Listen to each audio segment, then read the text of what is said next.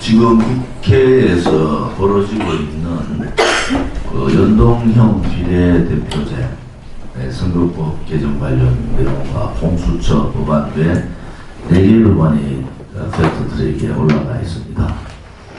제가 오늘 다시 한 말씀드리면은 연동형 비례대표제하고 공수처 법안은 문재인 좌파 독재 정권의 장기 집권 업무에 마지막 점을 찍는 거다.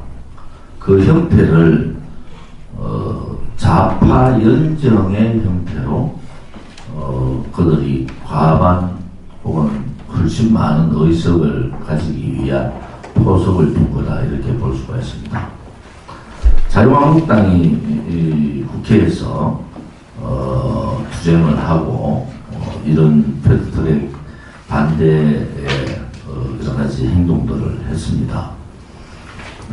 그런데 과연 그 작년 12월 15일 날 연동형 비례대표제 등 그런 관련되는 그 5당의 합의문을 보면은 과연 자유한국당이나 바른미래당의 유승민 쪽 바른정당 계열 사람들이 막을 수 없었던 일인가? 그때 사인을 하면서 벌써 이것은 패스트트랙에 올라가는 그런 절차를 밟은 것밖에 되지 않지 않습니까? 대한애국당은 마지막 합의상 원포인트 개헌에 대해서 예의주시를 했고, 그동안 회의나 집회를 통해서 내각제 업무다, 이것은 자유한국당 내 내각제 세력하고 또 더불어민주당 좌파들의 내각제 업무다. 그 내각제는 바로 고용세습과 같은 국회의원 세습을 하겠다는 것이고, 박근혜 대통령의 불법 탄핵을 묻어버리겠다는 것이고, 문재인 정권의 소위 말하는 촛불혁명이라는 이 반자유민주주의 혁명을 인정하는 것이다, 이렇게 정의를 하고, 우리는 12월부터 지금까지 내각제 업무 또 연방제 업무의 야합에 대해서 규탄을 하고 예의주시했습니다. 결국 지난 보궐선거를 통해서 좌파들은 이 내각제 자유한국당 내 내각제 세력들과의 연합 연대가 아니라 좌파 연정을 통해서 이 장기 집권 업무 또 자기들의 거짓 촛불에 대한 정당성을 가질 수 있다, 이렇게 결론을 내리고 막 밀어붙이기 시작한 겁니다. 결국은 자유한국당의 정치력의 부족입니다. 또 국민들의 생각하고 전혀 다른 내각제 얘기를 했던 나경원 원내대표의 정치력 부재뿐만이 아니라 자유한국당 박근혜 대통령 탄핵에 앞장섰던 이혼집정부제 내각제 세력들의 업무가 낱낱이 드러났다, 이렇게 보고 있습니다.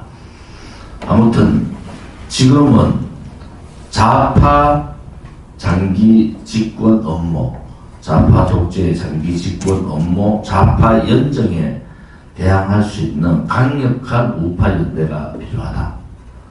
그 우파 연대는 우선 박근혜 대통령에 대한 이 불법 거짓 탄핵의 정의를 내려야 된다.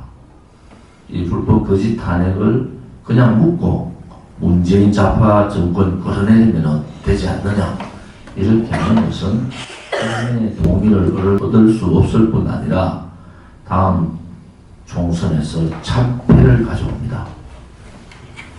다음 총선은 지금의 좌파 연정하고 대항할 수 있는 강력한 우파 국민들의 통합입니다. 우파 국민들의 통합을 통하지 않으면은 지금의 좌파 연정 세력들과 총선을 하는 순간 백전백패입니다. 어떠한 선거 연방제 를 가기 위한 지금 이 연동형 비례대표제 선거제도가 되더라도 만약에 박근혜 대통령의 불법 거짓 탄핵에 대한 명확한 그 거짓 불법을 우리가 인정을 하고 국민들한테 다가가서 융통성 없는 문재인 정권 퇴진을 위한 또 무능한 문재인 정권의 퇴진을 위한 여소야대를 만들어 달라 이렇게 국민들한테 하소연하고 국민들의 도움을 요청할 때 국민이 하나가 보수파 국민이 하나가 되는 겁니다. 그렇지 않고는 방법이 없습니다. 지금 자유한국당에서 국회 선진화법에 묶여서 이틀을 하다가 풀잎같이 저항하지 못하는 이 사항은 이제 정치권에 우파 정치권의 한계가 온 거예요. 전제 조건은 우선 박근혜 대통령 거짓 탄핵에 대한 잘못됨을 인정하고 또 거짓 탄핵에 앞장섰던 탄핵 주도 세력에 대한 심판. 그 심판은 간단합니다. 정계 은퇴입니다. 그 심판을 통해서 한 단락을 지어야 됩니다. 그렇지 않으면 다음 총선 할 수가 없습니다. 또 해도 안 됩니다. 두 번째는 이 문재인 좌파 독재 정권의 장기 집권 업무 또 좌파 포퓰리즘 정책 안보의 빗장을 열어준 9.19 군사합의의 반헌법적 행위 또 지금 벌어지고 있는 언론 방송 통제 행정부의 인사 참사 또 사법부에 대한 그러한 장악 이 모든 것이 상권 분립을 완전히 무시해버린 반헌법적 행위지 않습니까? 그런 행위에 대해서는 국민들이 우파 국민들이 하나가 돼서 다음 총선에 우파 국민의 통합이 이루어질 수 있다. 지금 자유한국당하고 대한애국당의 통합 문제 그 이전에 우파 국민의 통합이 더 중요합니다. 국민들이 마음이 하나로 합쳐져야지 되지 않습니까? 국민들의 우파 국민들의 반은 그 마음이 하나로 합쳐지지 않고 있다. 이것을 분명히 말씀드리고자 합니다. 박찬주 육군 대장이 무죄가 되고 또 각 언론에서 뒤늦은 전역사 이렇게 나왔습니다. 문재인 좌파 독재 정권이 군을 장악하기 위해서 9.19 남북 군사 합의에 저항하는 군인들을 장악하기 위해서 이재수 사령관을 죽음으로 몰았고 박찬주 참군인의 박찬주 사성장군을 공감병 갑질이라는 지금까지 군에서 관례적으로 있었던 그 일반적인 상황을 가지고 대한민국의 사성장군을 영창을 보내서 군의 영창에서 사성장군이 잡혀있는 그런 연출을 하고 더 이상 좌파 독재 정권, 문재인 촛불 정권에 군이 저항하지 못하도록 만들었습니다. 그것은 박찬주 장군 개인의 명예를 훼손한 것이 아니라 60만 대한민국 군인의 자존심을 다 뺏어버립니다. 박찬주 장군은 정치인들이 평화를 외칠 때 군은 전쟁을 각오해야 한다 라는 전역사의 말을 남겼습니다. 특히 지금 좌파 독재 정권의 안보쇼, 북핵쇼, 평화쇼에 국민들이 넋을 잃고 있었습니다. 결국은 그들이 얘기했던 군사합의는 대한민국 안보의 빗장을 열어줬고 대문을 열어줬습니다. 결국 그들이 했던 북핵쇼는 지금 완전히 거짓으로 드러난 거 아닙니까? 박찬주 장군이 늦은 전역사에서 한마디 한마디 했는 대한민국 안보에 대한 걱정, 군의 정치적인 중립, 우리 군의 명예, 또 군인이 가져야 될 그러한 군인 정신, 이러한 부분에 동의를 표하고 대한민국 군은 안보제일, 아무리 국방백서에 북한군을 우리의 수계로, 우리의 주적으로 하지 않고 빼버렸지만은 분명한 사실은 우리의 주적은 북한 김정은의 지시를 받고 있는 북한 계례군입니다.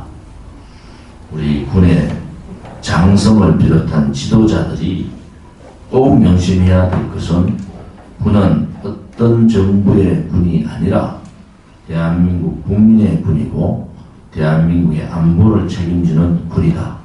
이런 인식을 가져주기를 바랍니다. 대한애국당은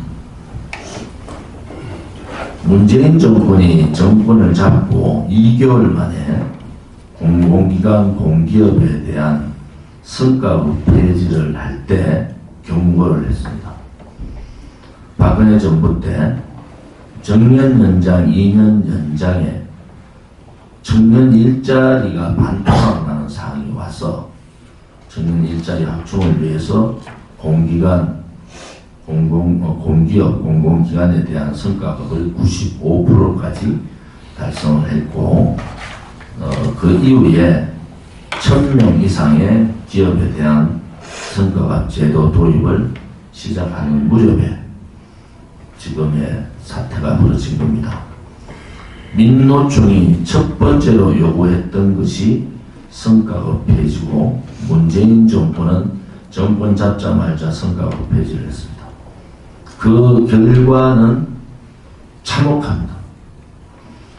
공기업 공공기관의 효율성과 수익성을 포기하고 비정규직을 정규직화시켜서 들어가는 비용, 또한 박근혜 정부 때 339곳의 공기업 공공기관의 당기순이익이 2016년 15조인데 반해서 문재인 정권 들어오자마자 2017년 7조로 반토막이 나고 2018년 1조로 15분의 1이 됐습니다. 당기순이익도 떨어지고 비정규직의 정규직화를 통해서 35만 명이었던 임직원이 40만 명으로 늘어났습니다. 임금뿐만이 아니라 복리 후생비만 1000억이 증가했습니다. 문재인 정권은 이렇게 일자리를 만듭니다. 공무원 17만 8천 명 늘리고 또 공기업 공공기관 임직원 상상할 수 없을 정도로 2018년, 2019년 1분기까지 5만 7천 명을 늘었습니다. 그것이 문재인 정권의 일자리 통계판입니다. 5만 7천 명의 생산직 일자리가 는 것이 아니라 서비스 업종에 속하는 공공기관, 공기업의 임직원이 늘었다는 겁니다. 얼마 전 대한민국의 경제 총생산, 경제 성장률 GDP가 1, 4분기 마이너스 0.3%라는 충격적인 통계를 받았고, 오늘 또한 신문에 나오고 있는 공기업 공공기관의 비효율 수익성을 포기한 문재인 정권의 민낯이 드러났습니다. 더 이상 탈원정, 비정규직화의 정규직화, 포퓰리즘에 대한 60세 이상의 일자리, 또 공무원, 정원, 이러한 정책을 쓰면은 대한민국 경제는 회생불능으로 망하게 됩니다. 이 부분에 대해서 대한민국당은 적극적으로 당의 정책, 일자리 정책뿐만 아니라 공기업, 공공기관에 대한 당의 정책을 정리해서 발표하는 또 그렇게 하겠습니다.